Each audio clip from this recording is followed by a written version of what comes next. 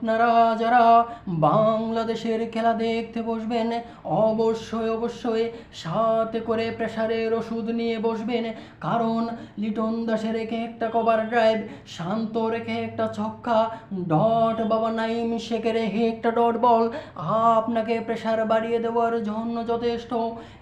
এবং সেই সাথে মনে রাখবেন, বাংলাদেশ হচ্ছে একটা সার্কাস টিম।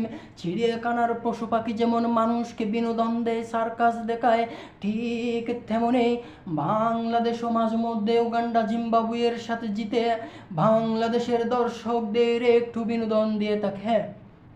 সেই সাথে মনে রাখবেন, গরিবের গ্রিস গেল শান্ত, গরিবের ম্যাক্সওয়েল লিটন দাস, গরিবের ডট বাবা নাইম শেখের একটা ডট বল দেখার পরে আপনার মুখ থেকে যদি অটোমেটিক গালাগালি বের না হয়, দেশ বিদেশের চাইনিজ, হিন্দি, ফার্সি, উর্দু বিভিন্ন গালাগালি মুখ দিয়ে অটোমেটিক বের না হয়, তাহলে বুঝে নেবেন আপনি এখন উলিয়ার লেভেলে চলে গেছেন।